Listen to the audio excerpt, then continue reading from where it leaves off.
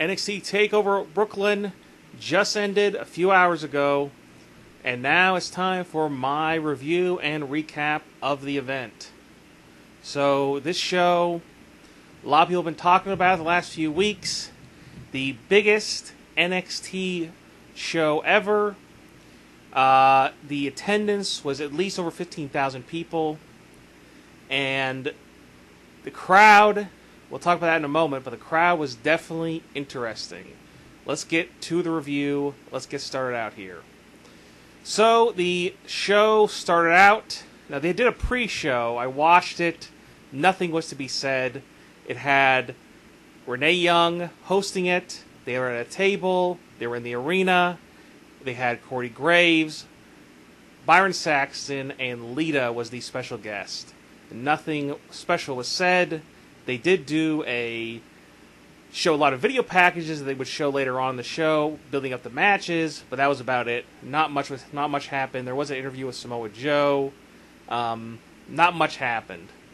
Let's go ahead and get to the show itself. Triple H came out. The show started, actually, with Triple H already in the ring. He was talking to the camera. It was very weird. He was talking to the camera without the mic on in the arena.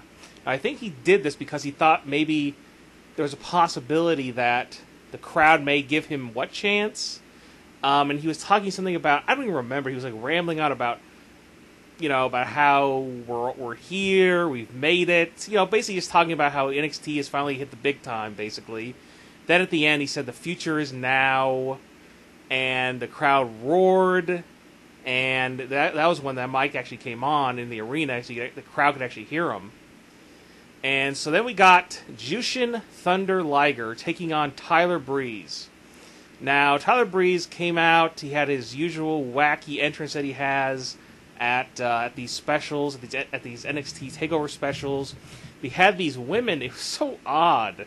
That's why I just don't understand this gimmick. Is it supposed to be like a new version of the Rick Martel model gimmick or the Sylvain Grenier model gimmick? I don't even know. I don't think people listening to this even remembers that. But that was Sylvain Grenier of the... What the hell are they even their names? The tag team with him and Rene Dupree. I don't even remember. Can't even think of it. But after that tag team ended, a few years later, he became a model. It reminds me more of this Tyler Breeze gimmick. Reminds me more of the Sylvain Grenier model gimmick than the Rick Martel model gimmick. But anyways, he came out before actually, these women dressed up like, one of them was dressed up as the Statue of Liberty, one of them was dressed up as Empire State Building. It's as dumb as it sounds, and look, he's a heel. I guess he doesn't get cheered, but he's a heel. I guess he was doing it for heat. I don't know, the crowd cheered him when he actually finally came out. So then, finally, Jushin Thunder Liger came out to a very good ovation.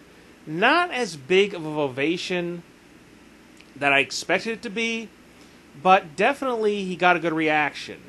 Now, it's possible that some of these fans were there already to go see SummerSlam.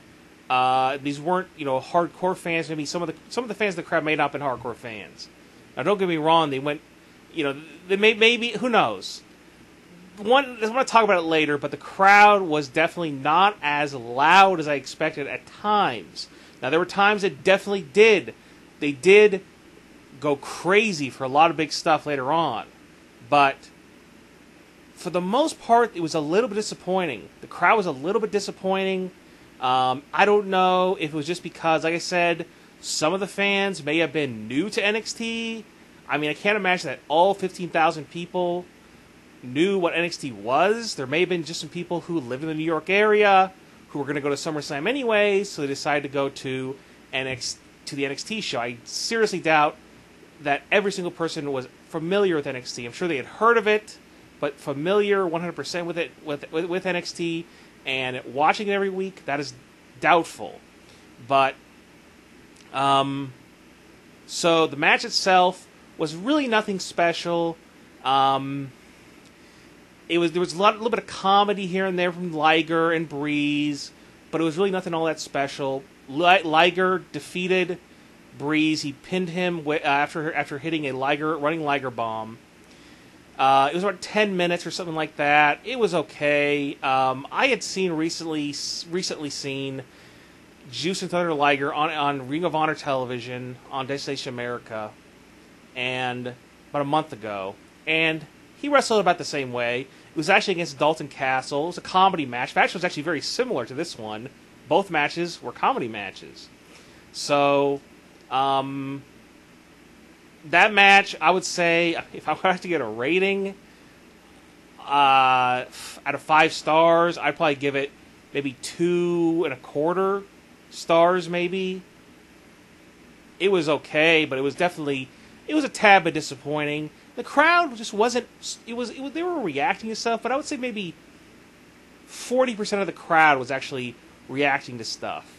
There was a good portion of the crowd which just wasn't making a lot of noise. And I could look in the crowd, and a lot of people just really weren't, they didn't look super rambunctious. They didn't look over-the-top, crazy fans. These were kind of reserved fans. You know, maybe because they've seen so much wrestling, and it is true that the night before, actually, on Friday, last night, there was a Ring of Honor show. I don't know how many people, how big the attendance was, but I think there were some Ring of Honor TV tapings. It may have just been a live event house show. I'm not even sure. But maybe some of those fans were kind of burned out from the show night before. Who knows? And it is also one thing I forgot to mention.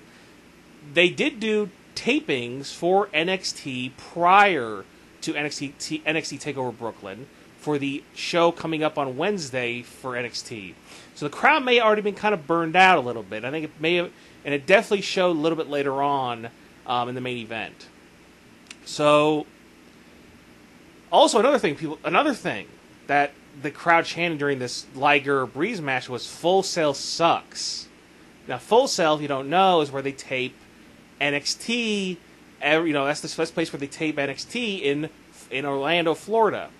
So, one of the reasons why they did that, why this crowd chanted "Full Sail sucks," was because of the fact that the Florida crowd, the NXT Full Sail crowd, I think actually chanted "Brooklyn sucks" a couple times recently, and they were not happy about NXT TakeOver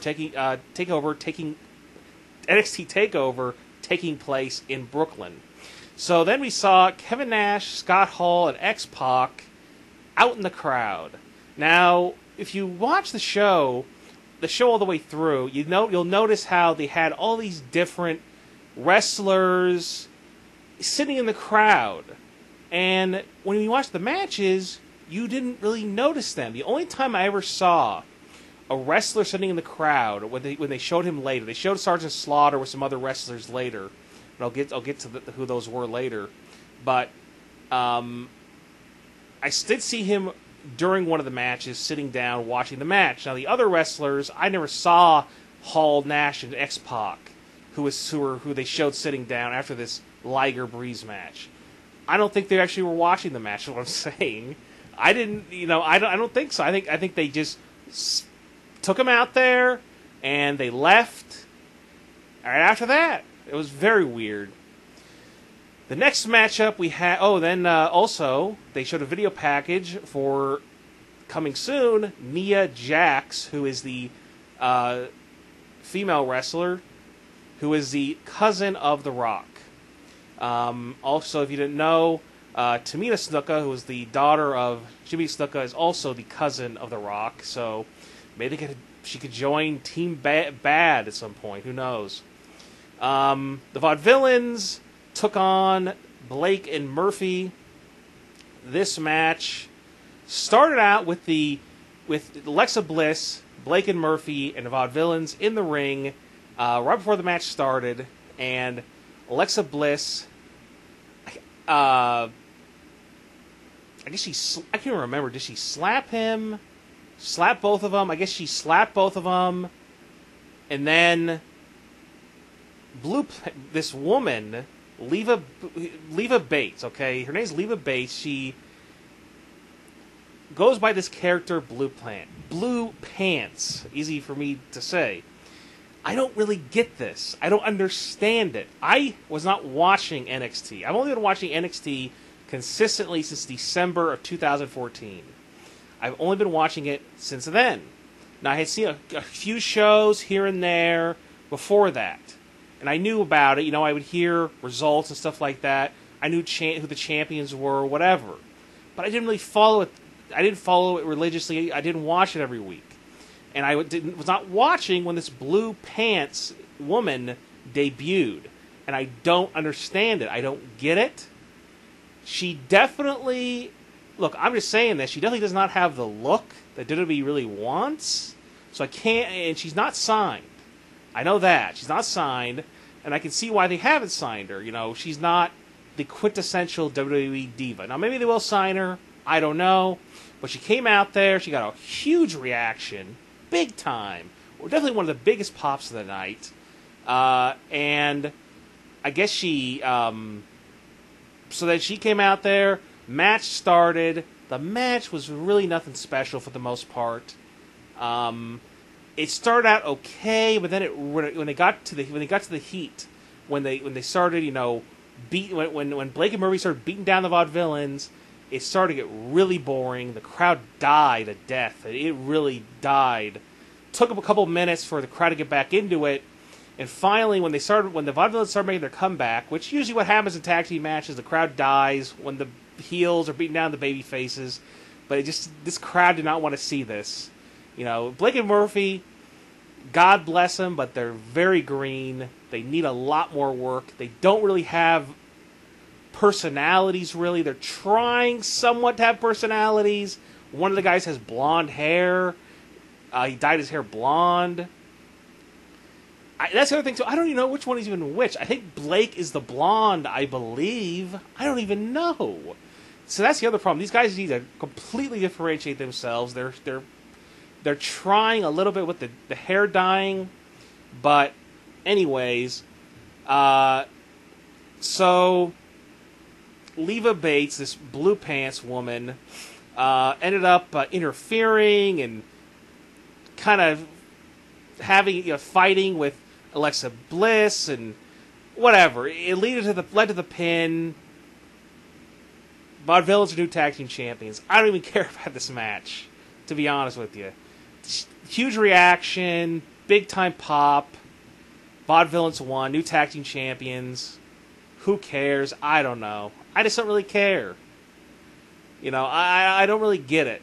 Vaudevillains and Blake and Murphy are not great wrestlers. They're not great workers. They really don't even have the WWE look, really.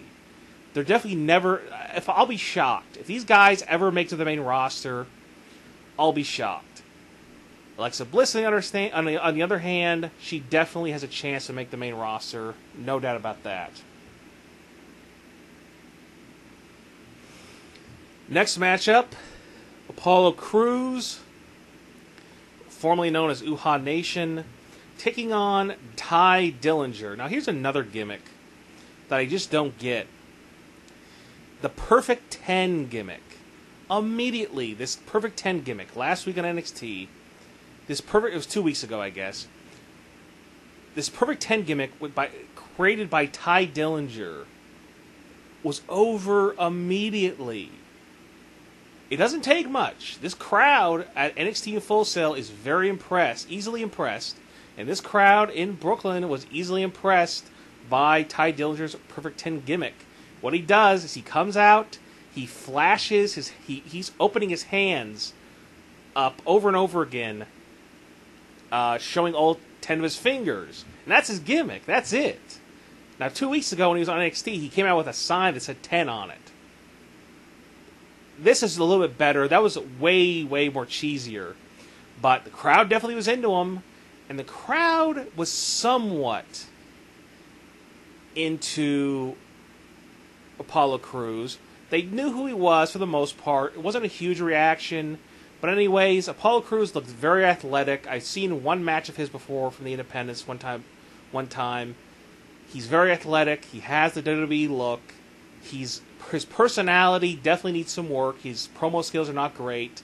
But he definitely has a lot of athletic ability. The match there wasn't much to the match. It was only a few minutes, maybe 5 minutes. Apollo Crews won. It was okay. It was just a debut. You got to get these things out of the way. It was a good place to have it. Having him debut at NXT TakeOver Brooklyn was a good idea. Cruz won with a gorilla press slam into a standing moonsault. So then they showed the 4 finalists. Before I get to that, William Regal announced a giant tag team tournament called the Dusty Rhodes Classic, which will start on September 2nd and will end at the next NXT TakeOver show. So what this is, I guess, it's some kind of tournament as a tribute, created as a tribute to Dusty Rhodes. So then we had the 4 finalists from Tough Enough who were at ringside. They all got booed, and I can't really blame them, you know.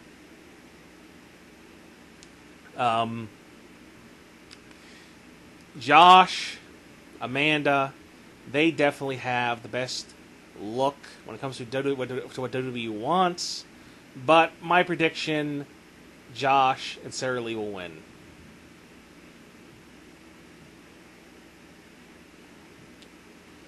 Next up, we had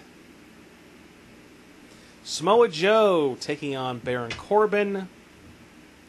This match was actually decent. It wasn't a great match by any stretch of the imagination.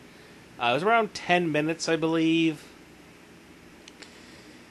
You know, when you think about Samoa Joe's first big match on a big stage in WWE, you wouldn't think that it would be against Baron Corbin. But it was, and it was okay. Like I said, it was a brawl. Basically, they punched each other a lot. They did some fake MMA holds on each other. And in the end, Samoa Joe choked out Baron Corbin. Samoa Joe won via ref stoppage. And I'd give it like maybe 2.5 stars, probably. Once again, there was no there was really no, up until this point in the show, these first 4 matches, there was no blowaway matches, and really they shouldn't have been, you know. They really shouldn't have been. So then at ringside, we had Ric Flair, Sergeant Slaughter, Naomi, and this Japanese female wrestler known as Kana. I've never heard of her before. I have no clue who she is. They just showed her there. I guess maybe she was there because of something to do with Jushin Thunder Liger. I don't know. But once again, they keep showing these wrestlers at ringside. And I did not really, besides Sergeant Slaughter, I didn't see any of them. You know, I guess I can understand why they don't want to leave him there, because they don't want to have him be there at ringside because people are going to go up to him, ask for autographs constantly. So I can understand that. Next up, Stephanie McMahon came out. I don't know what this even was. It was just basically her just... I don't know. I won't say anything, because anything I'll say will be taken negatively, because I just did not... I don't know. I'm not a fan of Stephanie McMahon as a character. Maybe she's a great person, but as a character, I just can't get into it. She talked about the NXT Women's Division, how great it is, you know, how she helped start up the Divas Revolution, whatever. They showed a video package for Bayley versus Sasha Banks. Let's get to the match here. Bayley versus Sasha Banks for the NXT Women's title.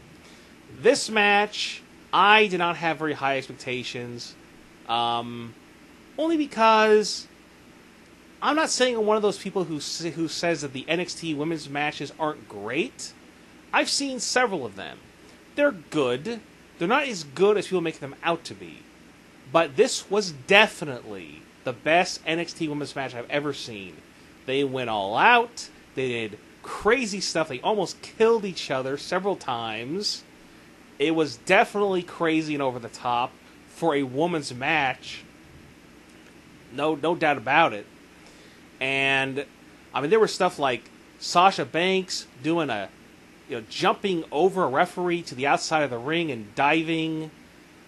doing a flip onto Bayley. She almost hit her head on the apron. She hit her head on the floor. And then she took like a bump off the top rope to the outside. It almost broke both her legs, Sasha Banks. And there was also this one bump later where Bayley was trying to do a Hurricane Rana or Frankensteiner from the top rope. And she got pushed off by Sasha Banks, and she tried to do like a moonsault, Bayley to the ground, and she almost landed on her head. She may have actually landed on her head. I couldn't really tell from the angle that I was watching, but she may have landed on her head. It looked rough. And the crowd and the announcers, the commentators, Corey Graves, Richard Brennan, Byron Saxton, they were all thinking she may have broke her neck or something. But she looked to be okay. She was fine. She finished the match. So it ended up leading to a spot where Bayley ended up doing a reverse Frankensteiner from the top rope onto Sasha Banks. Then she hit the Bayley to belly suplex. 1, 2, 3, new NXT Women's Champion, Bayley. And then it wasn't over there. After, while Bayley was crying, the other NXT women, Becky Lynch, Charlotte, came out, hugged her. Sasha Banks started hugging her, and they all started to show their 4 fingers, and I guess their nickname in NXT is the 4 Horsewomen or something. And a lot of people are comparing this to online. A lot of people are comparing this to the curtain call in Madison Square Garden, the Click curtain call in Madison Square Garden in '96. Because this could be the last time, I guess. They may have done some tapings. I think there were some NXT tapings recently, so they may actually be appearing on those. But this is definitely their last live NXT appearance from the looks of it, for Sasha Banks, Charlotte, and Becky Lynch. But Bayley's the new NXT Women's Champion, and I guess she's going to probably feud with Eva Marie next. And I don't know if Eva Marie's going to win the title quickly or what. Who knows? It was definitely a long match, too. I mean, I would definitely say I'd probably give the match, for a women's match, I would give it 5 stars. Grading on a regular match scale compared to the men's matches, I'd probably give it 3 3.75 stars. So after that, we had Finn Balor taking on Kevin Owens, the ladder match. He had a wacky Finn Balor entrance. I don't even know how to even explain it, but it was weird. So the match. So then there was this. Okay, here before we get to the match here, somebody threw in one of those. I don't know what you even call them. Those things they throw in Japan, in Ring of Honor. They throw these toilet paper type things into the ring. I don't know what to even call them. Ticker tape thing. They threw it into the ring, and the crowd popped big time for it. And then, so yeah, it was a streamer. That's what it's called. So the fan ended up, I guess, getting kicked out, and the crowd was saying, "Let him stay." They were chanting, "Let him stay." It was definitely, it took away from the match first few minutes. Because this went on for the first couple minutes of the match. Not much happened in the match the first few minutes. They didn't use any ladders or anything. But they started using ladders, did some crazy stuff. Kevin Owens hit his head so many times. He hit his head. It was insane. I mean, I'll be shocked if he doesn't have a concussion or something. He hit his head a lot in this match. So let's just cut to the chase here. There was a spot where Kevin Owens was going to. Okay, I remember what it was. Kevin Owens set up a ladder, a ladder bridge against one of the turnbuckles, and he ended up falling onto it. And it looked like it was going to be some huge spot, but it didn't look as impressive as I thought it was going to be, and the crowd didn't really react to it that much, because the crowd all stood up. They thought it was going to be this huge spot, and he just landed on it, because he didn't land. He didn't make a huge landing on it. He did hit his head, though, which probably sucked. So that led to Finn Balor hitting that the foot stomp, the coup de grace. He climbed up the ladder, grabbed it, won the title. Match was over. I wouldn't say the match was... It wasn't a bad match at all. It was very good. It was just... it wasn't on the par that I thought it was. I thought it was going to be a lot better. I thought they were going to be doing even crazier stuff. Now, look, Owens is wrestling at SummerSlam tomorrow. He's wrestling against Cesaro. He's got to save himself a little bit, But I thought they were going to go even do more crazier stuff than I thought they were going to do. But they don't need to kill themselves. Look, the crowd was going to react no matter what. This isn't some tough. The crowd. I will say the crowd though did towards the end, the last few minutes, the crowd didn't it didn't pop huge when the foot stomp happened by Finn Balor. So it was definitely the crowd was starting to tire out. And it was they were like 4 hours in if you combine that with the TV tapings that they did earlier. So they were there for like 4 hours, and the show went past 20 minutes past 8 p.m. which they usually don't do for pay-per-views. But this isn't a pay-per-view, so they can do it. Get away with it. But out of star rating, I'd probably give it, 3.5 stars. So I say the match of the night, just because the women's matches, you don't see women's matches that great, usually. And I say that match was a match of the night because it stood out. You'll remember it. It had an emotional ending with the post-match. That was a match of the night, but it was definitely a good show. It was pretty much lived to my expectations. It wasn't really any better. The only thing that was disappointing really was just the crowd wasn't as rambunctious. It wasn't as over the top as I expected. They were definitely loud. They chanted a lot. They popped for a lot of stuff during the matches.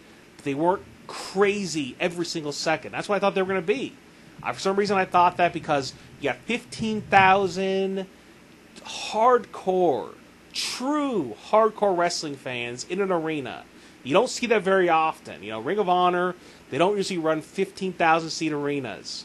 15,000 seat buildings where you have 15,000 fans. So I thought this was going to be crazy. It's going to be constantly just going nuts.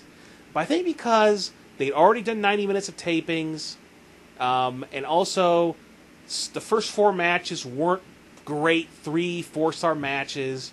They weren't on the par the last 2 matches. That didn't help things. But, definitely a good show. I'd probably give the show a 7 out of 10. Just because it still had a good atmosphere. The crowd definitely reacted, so that made it more entertaining. Even though they wasn't as over the top as I expected. And the last 2 matches were very, very good. So I'd probably get a 7 out of 10. It was entertaining to watch, no doubt. I'll remember it. It was a memorable show. It's not like one of those WWE pay-per-views, like a Payback or something like that, where you're just going to forget it. So, definitely good, and I'm definitely interested to see what happens tomorrow at SummerSlam. If you want to take a look on this channel, I give my predictions for SummerSlam, and also my TakeOver predictions. Now, from what I remember, in my SummerSlam and TakeOver prediction video on this channel, I think I ended up getting I guess there were 6 matches, 5 out of 6 matches right. So 5 out of 6 matches for TakeOver. That's not too bad.